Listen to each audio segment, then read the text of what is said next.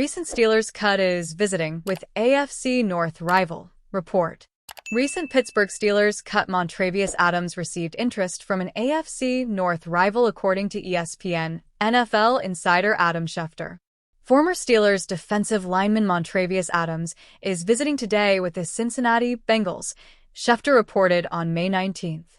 Pittsburgh just released Adams in late April, following a fairly long stint with the Steelers from midway through the 2021 season up until this year's NFL Draft. The selection of first-round defensive lineman Derek Harmon seemed to seal Adams' fate. Over the course of his Pittsburgh career, Adams appeared in 49 NFL outings, including the playoffs. He was credited with 21 starts, none of which came in 2024. At his core, Adams is a space-eater defensive tackle who is utilized against the run. And yet, his run defense grades on Pro Football Focus had regressed a ton in recent seasons. Adams earned career-worst 29.8 PFF marks against the run in 2024. Despite earning a season-long grade as high as 74.2 in this area with the Green Bay Packers in 2020. Adams didn't contribute much as a pass rusher during his time with the Steelers either, logging 1.0 regular season sack and another playoff sack. He was credited with 7 total tackles for a loss and 34 quarterback pressures since joining Pittsburgh. Steelers are hoping D-line additions will solve issues stopping the run. The Steelers' 2024 issues against the run were exemplified down the stretch, as Derrick Henry and the Baltimore Ravens simply ran over Pittsburgh to take the division and then eliminate them from the playoffs. After that, one of the key priorities of the 2025 offseason became bulking up on the defensive line. Harmon was the big addition, but Pittsburgh general manager Omar Khan also brought in veteran Daniel Equaly in free agency and fifth-round talent Yahya Black in the draft. Equaly is definitely a run-stuffer by trade. According to PFF, the former New England Patriots defensive lineman was credited with 26 key defensive stops in 2024, earning a run defense grade of 62.7. That's by no means elite, but it's an upgrade on Adams. Equaly also only missed 2 tackles in 2025, which yielded an above-average missed tackle percentage of 3.6%. Harmon was even better against the run at Oregon and Michigan State before that, with PFF marks of 81.6 and 81.1 as a run defender over the past 2 seasons, respectively.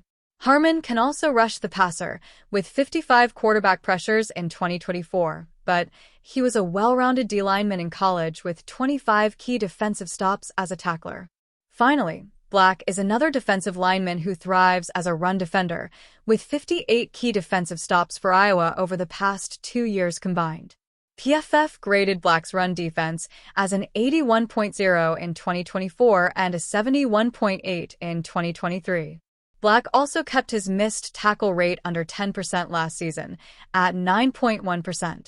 He's less of a pass rusher than Harmon, but should provide a boost in the early downs. Did Steelers do enough on the defensive line? It remains to be seen whether or not Harmon, Black, and Equaly can correct the Steelers' run defense. Obviously, a large part of that question will be determined by the 2 rookie draft picks and how quickly they acclimate themselves at the NFL level. Either way, Pittsburgh is unlikely to miss Adams, who is trending downward entering his age 30 campaign. The Bengals need a lot of help on defense, so they may give Adams a chance to win a roster spot this summer. We'll see if the veteran defensive lineman signs in Cincy within the next 24 hours.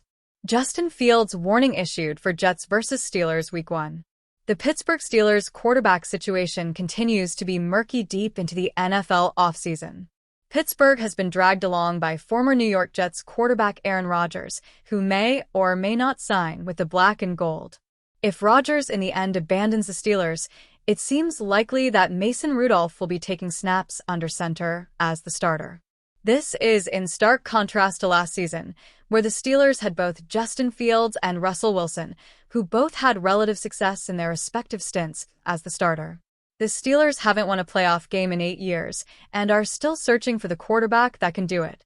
With the 2025 NFL schedule being released on Wednesday night, the Steelers learned that their first opponent of the season would be the Jets, Fields' first game against his old squad, the one that benched him for Russell Wilson despite a winning record. If Rodgers ends up becoming the quarterback for Pittsburgh, it'd be quite the matchup, the two quarterbacks going against their former teams who each felt scorned them. On Friday, former Jets wide receiver Quincy Enunwa explained how Fields and the Jets were going to come into Week 1 with a chip on their shoulders. "I don't think there's any animosity for Justin Fields against the Steelers," Enunwa said. "But I know from what he's spoken about, they didn't let him be his best self at quarterback, right? There was a little bit of they didn't have confidence in him to be the starter. They didn't give him the reins to just go ahead and do everything he wanted to do." Enunwa continued, referencing new Jets head coach Aaron Glenn, who may finally be the one to truly unlock Fields' potential at quarterback. "So, I think he wants to go out there and show, this is what I'm capable of." One thing I like about Aaron Glenn is that he's putting a lot of confidence in his coaches, so we're going to see, hopefully, the best version of him because they're going to coach him hard. Potential threat to Pittsburgh Steelers for Aaron Rodgers eliminated. The New Orleans Saints could have emerged as a threat to the Pittsburgh Steelers after Derek Carr's retirement, but that will not happen. Jeff Duncan of NOLA.com says the Saints are not expected to pursue Rodgers, who does not seem appropriate for a team in the middle of a rebuilding year. 006/130. Frank Warren hopes a thrilling clash between Daniel Dubois and Tyson Fury doesn't happen. Frank Warren hopes a thrilling clash between Daniel Dubois and Tyson Fury doesn't happen. No surprise here, but Aaron Rodgers never really was a consideration for the Saints in the wake of the Derek Carr retirement. At their current stages, they don't make sense for him, and he doesn't make sense for them, Duncan said. Carr retired after suffering a shoulder injury that would need surgery, likely costing him the entire 2024 season. Instead of going through that surgery, Carr opted to retire and walk from the NFL after 11 seasons as a signal caller. Rodgers has yet to sign with the Steelers due to personal issues, he said on the Pat McAfee show in April. A biographer, Ian O'Connor, who has chronicled Rodgers' life at length, says that he believes Rodgers' personal issue will not prevent him from playing football, and he anticipates it being taken care of by the end of May. O'Connor notes that Rodgers was irked he took heat last year for missing mandatory minicamp with the New York Jets for a pre-planned trip to Egypt. If he has something similar this year, he might not want to ink his deal until after the spring calendar. The Steelers have waited this long for Rodgers and seem to continue that as he resolves his issues. Pittsburgh and Rodgers remain in regular contact. All signs seem to point to him signing.